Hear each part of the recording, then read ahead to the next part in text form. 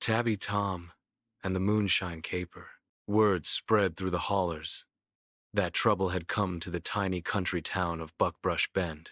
A gang of moonshiner cats had slinked in from the backwoods, stirring up trouble, scaring off honest folk, and turning the creek water into something that could set your whiskers on fire. Desperate, the town's mayor, a scrappy orange farm cat with straw in his fur and a chewed-up corncob pipe, sent word to the only cat he knew who could handle it, Tabby Tom. Tom didn't come alone. His sharp-as-a-tack assistant, Miss Molly, padded in right beside him. She was sweet as pie until trouble showed its tail. Then she turned into a one-cat hurricane with a plan for everything. Tom and Molly didn't go stomping into the woods. Oh no, moonshiners got ears like bats and noses like bloodhounds. Instead, they used the town's biggest distraction, the Saturday night square dance at the old feed barn.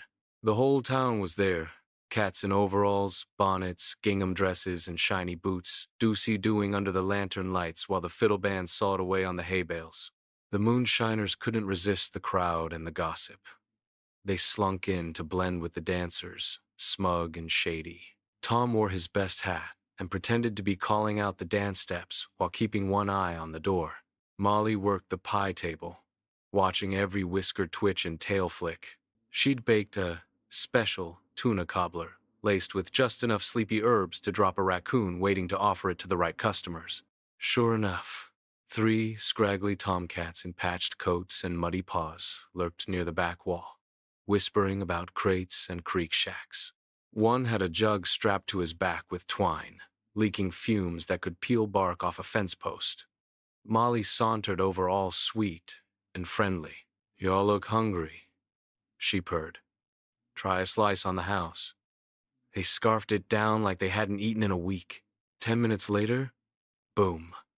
They dropped like sacks of wet potatoes right in the middle of a doosey-doo. Tabby Tom gave the signal, and half the square dancers whipped off their disguises to reveal deputy badges.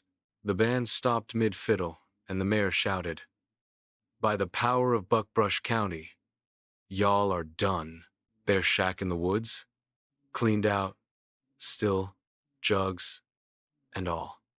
The townsfolk poured the moonshine into the creek and watched fish burp bubbles for an hour. Tom and Molly were paid in smoked trout, fresh biscuits, and a quilt embroidered with "Moonshiners Don't Square Dance." They left town at dawn, tails high, ready for the next call.